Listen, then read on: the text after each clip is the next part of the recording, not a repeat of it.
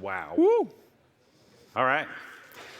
So that was cool. There's a lot of blinky things and all whatever, but it's not quite as cool as if you saw the keynote this morning or yesterday and it was all like, pow, pow, pow, pow, pow, pow, pow. We felt left out. So we felt a little left out, so we made our own.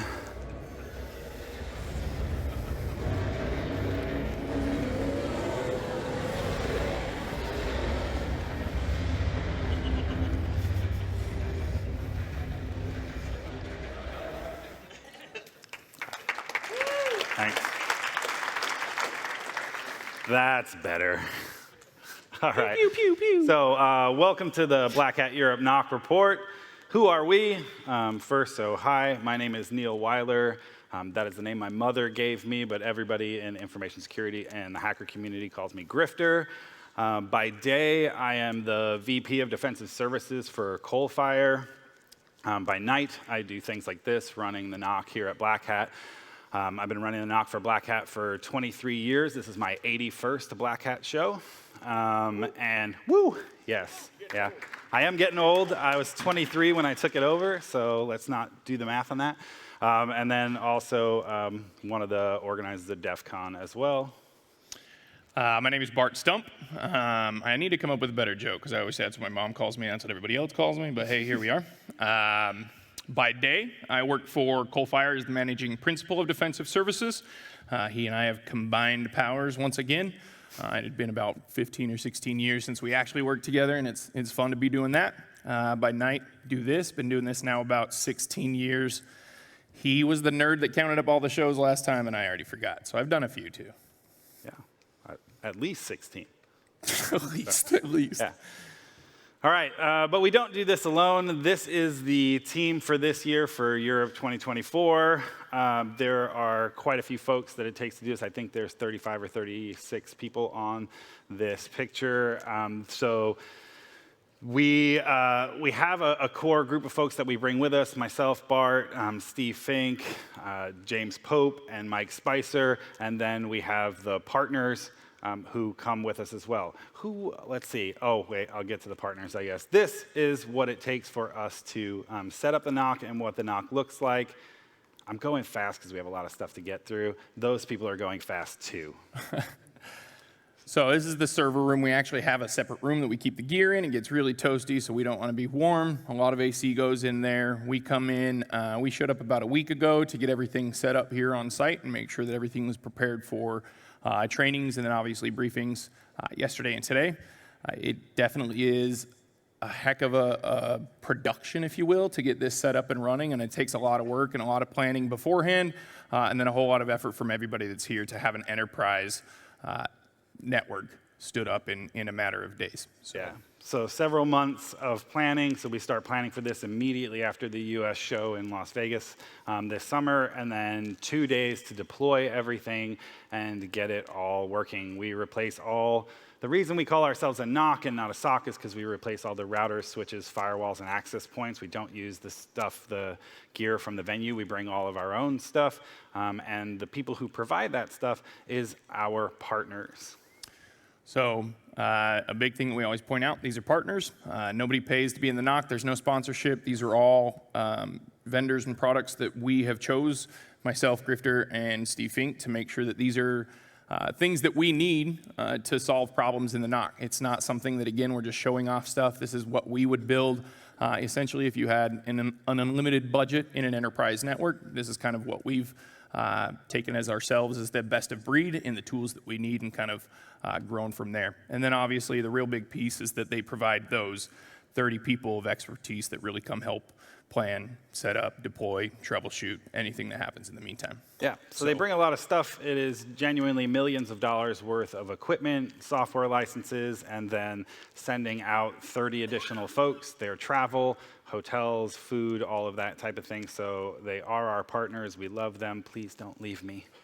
They're family. It's family at this point. They're amazing. Give them a hand, though, genuinely. They make this happen. Yeah. What do they bring, Bart? All the things. So we'll walk through this. I don't want to read everything to you. If you kind of want to go through Palo Alto is our main firewalls. They provide everything, obviously, at the WAN and policies routing as well. They have started bringing a whole lot more for us as well. You didn't list it.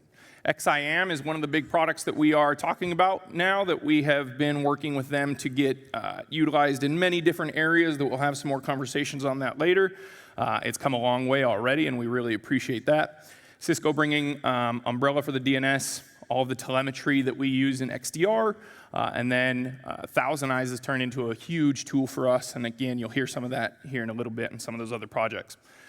Arista has a whole lot of access points. They bring the switches as well that we use on the internet gateway at the top, that we split that out to our HA pair of firewalls. They provide the core switches below that, as well as anything that we put out throughout the venue to light up in registration, arsenal, in the NOC ourselves, et cetera. And then CoreLight bringing all of the packet monitoring, NDR. They have a couple of AP5000s with Investigator, and they use Smart PCAP to capture all that and hunt through that data. This looks a little bit messy, but it's very much not, and it's something that's, again, taken a ton of work for us to get to, and it's a whole lot of effort, again, outside of even just the time that we're on site at any event. You can see that these integrations have come a super long way in what we've done between all of the partners. There's a lot of things that we've influenced that we're super proud of over the years that Palo Alto and Cisco sitting in the same room and working together and making their products work better together. We can only be proud of that it provides you a better experience in the real world as well. So look at this, all the integrations that happen. Won't dig through all this, but there's a lot of things that happen. We do use Slack for our mode of communication. There's tons of bots in there. We're automating all kinds of stuff, and everybody is working together to provide data, enrich any data that we have that we're doing in a hunt and searching for any anomalous behaviors. And this is, again, I just can't say enough. It's been a ton of work, and it's come a long way, and we're super proud of it. Yeah, so you know, we're not just pretty faces. We are actually working in there. Are we those two? But yeah, and if you want to see our pretty faces at other shows around the world, whenever we're at a show, we stream on Twitch from inside of the NOC, so you can just sit there and go like, look, nerds, and other Poke the glass. I'm going to say, yeah. Yeah, but yeah, so if you want to check out the Twitch stream, our next show is Singapore in a few months. So yeah, you can chat with us there, ask us what we're doing, you know, comment on our fashion sense, that kind of thing. We got to start flying here. We got a whole lot of things to cover. You're going to see some of these again. So you want to walk through the dashboard, some of the things that you see. If you guys walked into the NOC and you see the dashboards that we have, both in the NOC and on the outside that you can see, we are capturing every packet that traverses the network during the event. We can go do hunts and all of that data. We're capturing all the logs that we use from all the different vendors and correlating all of that together, again, to hunt. We'll dig into this one again a little bit more, but we'll fly through some dashboards here real quick. The big thing that we kind of point out and talk about with the dashboards, I definitely used to be the engineer that thought dashboards were useless, if you will, and it's become a huge thing for Grifter and I running in and out of the NOC and juggling everything else to be able to see if the network is stable, if there's something that we need to sit down and help out with, or wondering why everybody in the NOC's running around with their hair on fire. We can now see and not have to ask somebody what's going on. Yeah, I like dashboards. They're colorful and they give me information. I have VP in my title now, so I used to be cool. I used to know things. I swear I used to know things. But yeah, again, it's all these dashboards you can see if you came into the NOC throughout the show, or if you do in the future. You come into a little area beyond the fishbowl where you can stare through the glass at us, and there are displays there that are constantly rotating the different dashboards that we're looking at, and we think they're interesting, right? It's giving us data about what's actually happening at a glance, and then we go, can we dig into this more, or that looks like there's a problem, and we'll get into some of the more interesting ones here, but obviously things like, again, at a glance, 14,899 different submissions to the sandbox to see whether or not something that came across the network was malicious or not, right? Whether it's malware, keeping an eye on things like, I think that one there is, let's see, total network tests, so total synthetic tests by Thousand Eyes, over 2 million, right? So we're constantly testing the network, and we'll have Mike Spicer come up in a little bit and talk to you more about that. More shiny. Data graphs. Yay. Shiny. We'll zoom in. We'll zoom in a little bit here in a second. So So DNS requests, and this is, we've been tracking for a little while, and there's some interesting stuff here. As you can see, a pretty large drop here. One of the things that I've always thought was kind of interesting is that it feels like we sort of see some of the trends in the industry sort of happen here. We have enough events, right, 3-4 a year that we're at, that we've seen new types of traffic before when it was crypto mining and different things that happened that we kind of saw it ramp up before we really started talking about it at our day jobs. An interesting thing here to get through this real quick, one of the reasons that we think we saw such a drop off in DNS is there's been a big push in a few of the different vendors, Chrome, iOS. We've had a bunch of different issues with iOS. They're super, super secure, right? So they don't do anything unless it's Apple stealing your data. But what I'll say here is that there's a few of these vendors that have started pushing you through private relay servers for DNS, and they do that over DOH, so DNS over HTTPS. In some instances, we're seeing that that has actually been initiated through Quick. A couple things to rewind on that. We're using Umbrella. We want to see all the data, more just to see what's going on. So what we actually have done is if you try to go to your own DNS while you're on our network, you'll actually be redirected and go through our Umbrella server anyways, more for the data, right? It seems that we've dropped a whole lot, 20 million-ish requests, and we don't think we found 20 million requests in those DNS over HTTPS and Quick requests. But we're going to play with some things. We played with a few things yesterday and today to see if we can kind of get that visibility back, if you will. But that's one of those things that was post-Vegas. So, I mean, in the matter of 6 months, 4 months, we did not see this type of traffic in Las Vegas, and we're seeing it here. So something that I think we'll start hearing about a little bit more in our day jobs and what we do, but super interesting, and wanted to point that out. All right, so again, shiny dashboards and stats.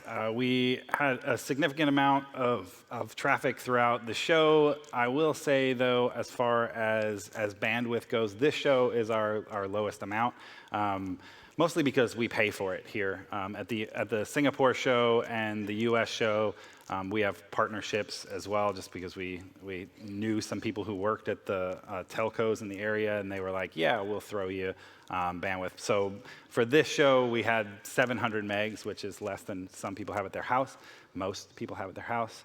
Nothing to shame you about Excel, but come on, man.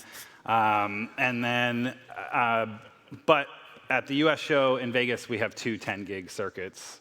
So, all the data. Slightly different. But yeah, so the maximum number of clients that were on the network at any given time, 835, right? So there are, I think we're looking at, several thousand people here for the show, between 3,000 to 5,000. I don't know what the number is. Not everybody gets on the wireless, of course, right? And we don't blame you. We could see 3,500 different devices moving around, or at least saying like, hey, look, a Black Hat network, but only 752 of those devices actually connected to it. So there were 50 APs that were deployed. And then again, we were watching that internet download, what do you call that?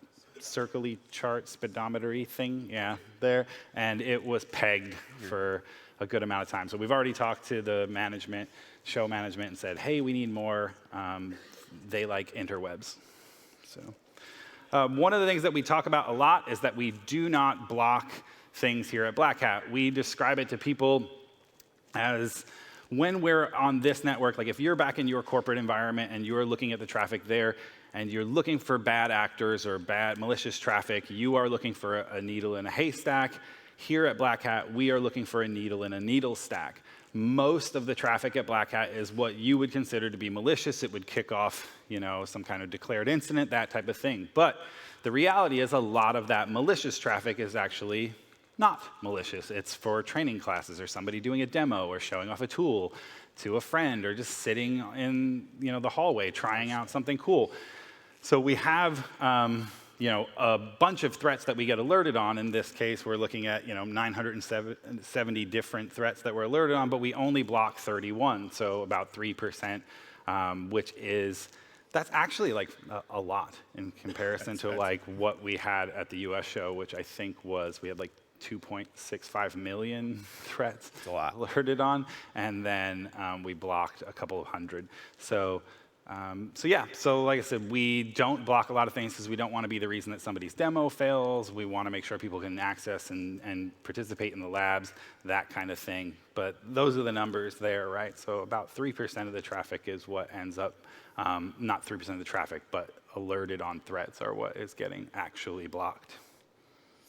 So again, some of the stats and some of the things that Pope's going to talk about with what we've seen, but this is more about, this is from XIM, and we saw different AI models that we were tracking here. This is getting interesting, obviously, as this is kind of taken off. But as you can see where these came from, users, other devices, and IoT devices, all that kind of goes through. These dashboards are real pretty, and again, we'll talk about them a little bit more. But checking these SaaS apps and what those AI ones, OpenAI base was the top, with ChatGPT actually being in fourth, so all those other fake AI tools just using ChatGPT in the background anyways. But always interesting to see, again, some of the new technologies, what's going where, how that's split, and always interesting to see how that's different between the regions that we're into. So between the US, Asia, and Europe show, those are generally a little bit different. That's kind of interesting. So alerts, like where are those alerts coming from? I mentioned the alerts that we had before. So, roughly 60% or so are coming from the general Wi-Fi. And then who is that up there at the top? Who is that second offender? Oh, the NOC. We are the second largest. All Mike Spicer. Reason for the number of alerts on it. I do blame Mike Spicer. But yeah, so one other point here is that we always look at encrypted versus unencrypted traffic. In the last 2 years, we watched that slide back, and it looks like it has jumped back up. We were seeing about 75% encrypted traffic, and at this show, we're seeing 83.4% of the traffic is encrypted, which is cool. We like that. I mean, we don't like that we can't see in it because we're very voyeuristic. We want to see what's going on in the network. But you know who you are. But it is nice to see that number's coming back up to where we think it should probably be. Ooh, more stats. So again, more and more stats. If you look through, these are more of just the sources that we just talked about on that top left. The severities, this is interesting throughout the whole show. We had 140,000 low, and again, for a 4-day event, we had 886 critical events, 1,800 and 1,600 medium and high respectively, which again, in 4 days, any other corporate, normal, typical security environment, you'd be losing your mind. Different types of URLs that we see, where they were going, your threat categories in your top right, and then I don't know what that bottom one was. It's that one on the bottom right. What is that? Ooh, gross. All right, so I'm going to do this super quick because we do have a lot of stuff to go through. But how has the network evolved? If you've been to this talk before, you've heard a much longer version of this. But, okay. Go. All right, so when the network first started out, we started out the US show. There were 1,500 attendees at the time. I said I've been doing this 23 years. At the time, 1,500 attendees. This year, 25,000, right? So the show has scaled. At the time, the network was down all the time. And so it was like, okay, the network is down half the time. Don't worry about it. Jeff Moss is like, just come in, set up the network, do the best that you can. It only went down for a really short time. I was super happy, and he was like, you're coming to all the shows. And so I started doing all the Black Hat shows. So stability is first and foremost for us. We got to make sure the network works so that you can do labs and get email and do whatever, and that bottom right gross stuff. And then it's security, right? How do we make sure that things are secure? How do we keep it as secure as we can, protect you from each other? And one of the ways we started to protect you from each other was just to segment everything. Everybody host isolation, everybody in different subnets and VLANs, whatever, stop attacking each other. The offensive class would attack the defensive class for lulls. They'd learn a new tool and be like, fire it at those people over there. This is fun. Ha ha ha, policy nerds, block this, right? So everybody had to be separated. After years of doing this and hearing like Black Hat is one of the most, aggressive and dangerous networks in the world, we were like, is that true? So we decided to start looking at the traffic and doing threat hunting on it. And so we started doing hunting, and we were like, well, it is true. If you look at it just at face value, the reality is there are bad actors that are on the network, but they are a much, much smaller percentage of the population than like the scary articles would lead you to believe. Right? Then we're like, okay, well, there's scary stuff out there. What scary stuff is being sent as well? So let's do malware sandboxing. We're grabbing files, executables, whatever we're throwing in, detonating them in a sandbox, seeing what they do. Ooh, that's fun. Identity and access management. We learned a valuable lesson, which was we had partners, and we were like, these partners are great. They're helping out. They're doing all this stuff. This is wonderful. And we learn sometimes through failure. And what happened was one of the partners was like, hey, we're going to put this new firmware on all of the switches that are and access points that we brought because we want to protect Black Hat. And then they did it at midnight, didn't tell anybody, and didn't test it. And when we came in the next morning, it didn't work. And so we were down for 90 minutes, which is the longest outage that we've had at Black Hat so far. And that was 10 years ago, and it still chaps my ass. So, endpoint-wise, we can't do a lot with endpoint because you're not going to install anything I give you, or are you? What we do is all the registration machines, all the mobile devices, we do mobile device management. We're keeping an eye on those, things that we control, so we can see if somebody's messing with that kind of thing. Once we did that, we're like, okay, great, what's next? Automation, the show scales and scales and scales. Like I said, started out with 1,500, ended up with 25,000. Used to have 15 classes, now we have 96. We need to make sure that the things that we're doing, trying to alert people to what's going on, and pulling data together for investigations and all that type of things went faster. So we instituted automation, and that's great. So what does the future of the Black Hat NOC bring? I don't know. Where's James Pope? Hi, Pope. Yay, Pope. Yeah, Mike, come on. There. Howdy, James Pope. I help lead a lot of the SOC operations in the Black Hat NOC. And what we see on the screen right here is some Corelight machine learning. And what Nacho, one of our principal people here with all the brain doing all this hard work behind the scenes, is he's profiling classrooms and our backbone, our registration systems, our switches, our APs, and he's looking for those groupings of what is normal and the outliers, right? So a classroom's gonna have a detection, and it's a real detection. It's a true positive, but in the scenario of the classroom, it's fine, right? And here's all these students doing the same thing, and it's fine. And then here's the one who's like Mike Spicer over there attacking like a bank system or something else, right? And we got to do something about that. So we're doing a lot of things around machine learning and profiling of the network. And then what we're also doing this year at testing was we're adding some LLM to that. So taking some of that, the brain robots, and trying to answer the questions that we would have analysts answer. So here's a detection. Is it in a classroom? Yes. Are they all going to the same destination on the same alert? Yes, that's probably their lab environment that they're going to. And then further is we're taking in all of the curriculum from the classroom, the agenda, everything that's listed into it, and then we're saying, is this type of attack consistent with the things that are in that training? If the answer is yes, we close it out as a Black Hat positive is what we call it, meaning it's a true positive, but for this environment, we're gonna let that roll. And then next, we are doing a lot of things with Palo Alto Security XIM, and what we're doing is we're bringing in all of our data sources into a central place, and then we're making decisions and automations based off that data. And so similarly, we're doing things like, hey, these are the things going against our registration system. These ones we could potentially auto block, right? And so some of those are going up on the blocking because we're actually auto blocking things against our registration system. But having all the data together, and then we're running playbooks off that data. We're pulling in all the feeds from all the partners into a central place. And then based off that, we're helping analysts make decisions much faster, much quicker, instead of saying, hey, Cisco, what do you have as a result for your DNS? We have it here. Not only that, it's auto-enriched, and then we're trying to auto-close out tickets based off that. We have a bunch of really cool playbooks working already, and a lot of great ideas of where we're going between this show, next show, and US on how to make that even better, sexier, faster, etc. Cool. Thanks, Pope. And this is Mike Spicer.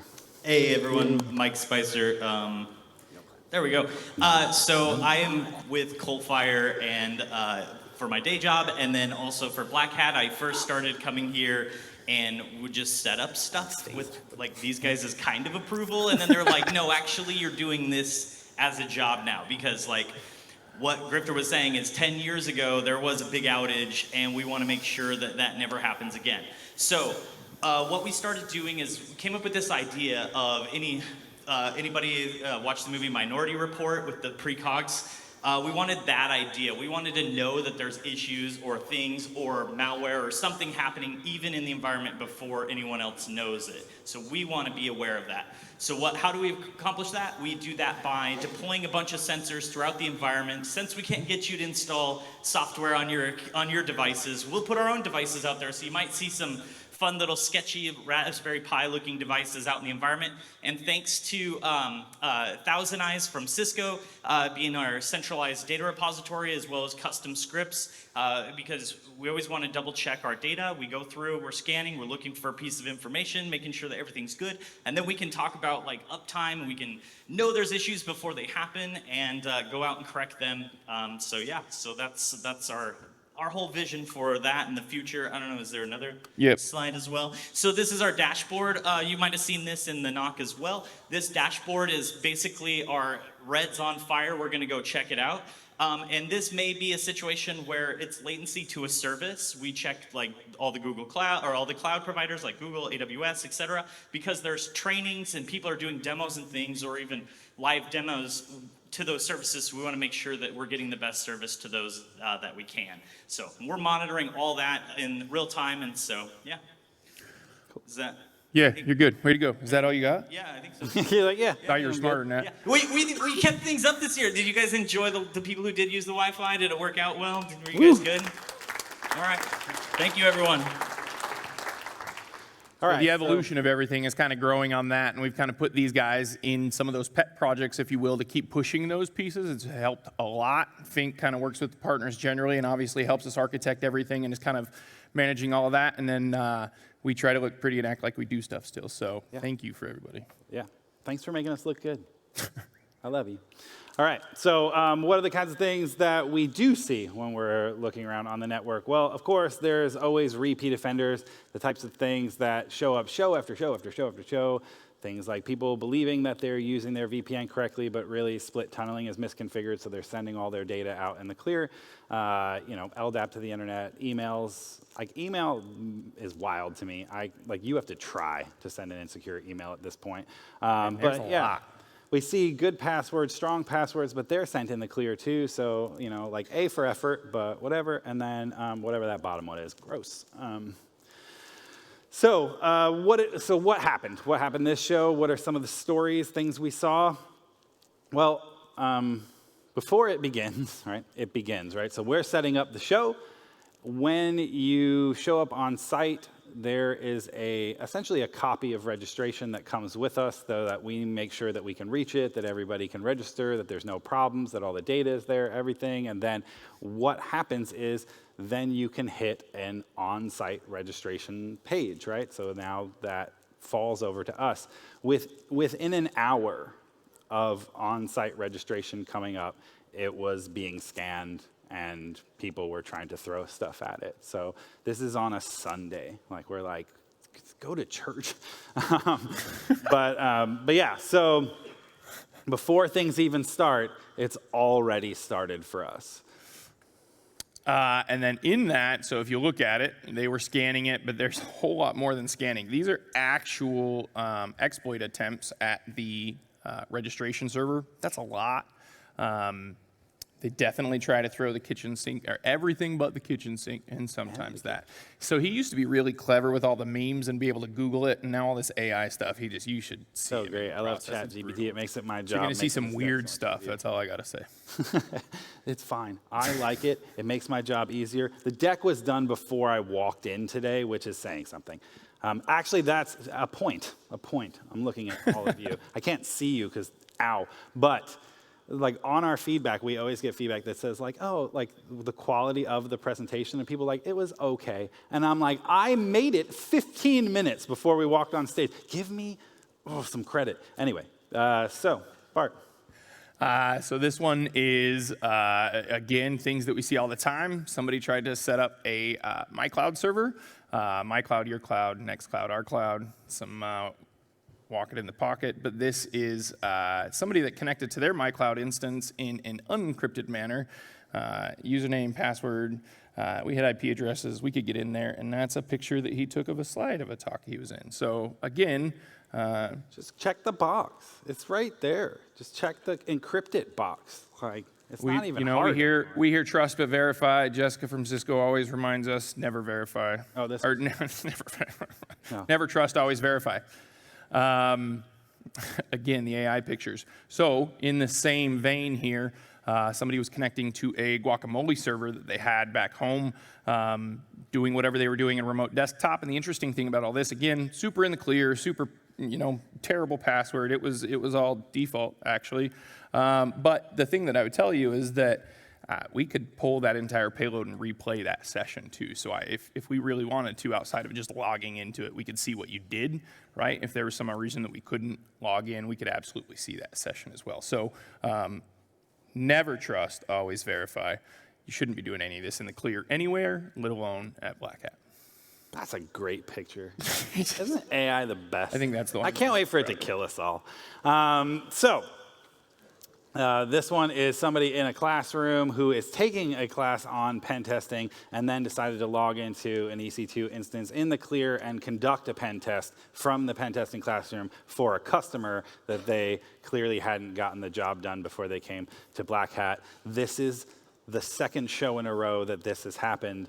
Please stop doing pen tests for your customers on a Wi-Fi network provided by Black Hat. Please stop.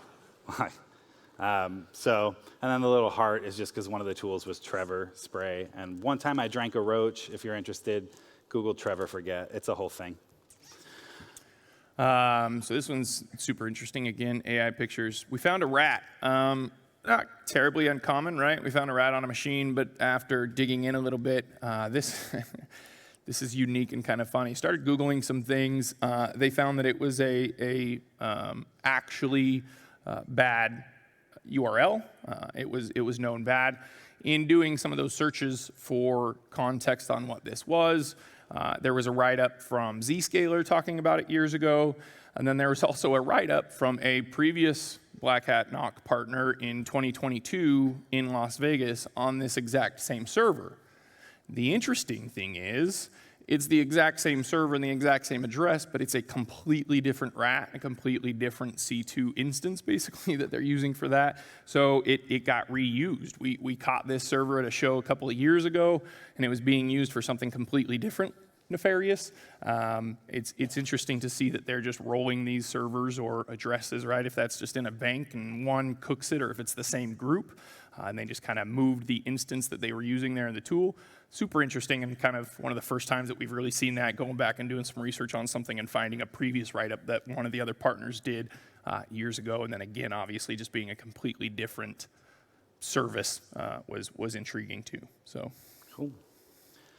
And then finally, this one here. This is the Windows Update Optimizer, and we just thought this was special.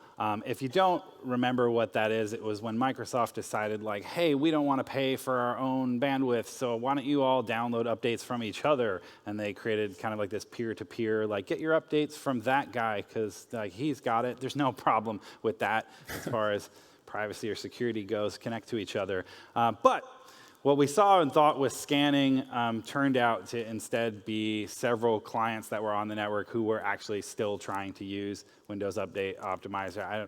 Most people don't, but there they are. And so what you see is on this, they're trying to connect outside of the wireless network to the internet to pull updates from other people who are connected to the internet, and they're having a really hard time with it. So you can see some of the stats there. It says, ignored the number of times that they tried. It was 53,358 times they requested an update and were completely ignored. And then next, 2,274 times, like, how did you get this number? The port was closed or firewalled, and then it's not you, it's me. So 16 times they got less than 500 bytes before the connection was dropped. Ghosted, they sent data, got nothing back 8 times, and then were only successful getting over 500 bytes of data 5 times. So 55,000 attempts to pull a Windows update from other people from the internet, and only got what totaled to be 5 megs worth of updates. And so 55,000 attempts, 5 successes. This is the Black Hat version of Tinder. So, yeah, but that's what we have for you. 2 seconds before we Whoa. finish, I want to say one more thing. We forgot to put the slide in. So actually, we had a super cool opportunity a couple of years ago. The head of the SOC for the Paris Olympics actually joined us 2 years ago here in the NOC. It was a super cool opportunity. He just wanted to see what it was all about. Jessica and Cisco kind of worked with them, and we're actually in Paris working with the Olympics. They were very interested in kind of seeing how we do things. And again, we've done this for a little while. He came in and hung out. He had a great week. We had a great week talking to him. And they actually kind of built some golden rules in their NOC, that their SOC, because it's a SOC in the Olympics, that kind of influenced from some of the things he saw here. They made the environment much like we do, tried to make sure that everybody had fun, make sure everybody works together in the integration there. It was really kind of cool. We're hoping to work with those guys again in the future, but super cool opportunity that we're proud of, again, being able to influence anything else outside of our realm. It was super cool to have that opportunity, and some awesome things that hopefully can kind of come from some relationships there. Yeah, one of the things, like, so I said, I mentioned earlier, my name is Grifter, and I've had somebody say to me once in the past that probably the greatest grift I've ever accomplished was making working in a SOC seem cool, right? And so, like, people actually, like, volunteer to come in and do it. And the way that we do that is just, if you've gone in, you've seen, like, the lights are low, we have music on, we've got hacker movies projected up onto the wall, there are snacks everywhere.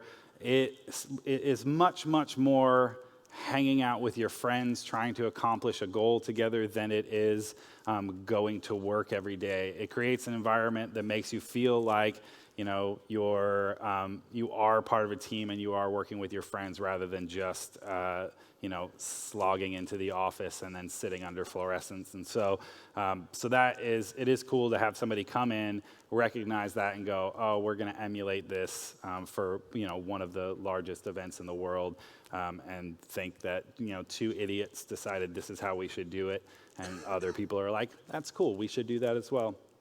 But yeah, so we have 3 minutes for questions. Are there any questions from?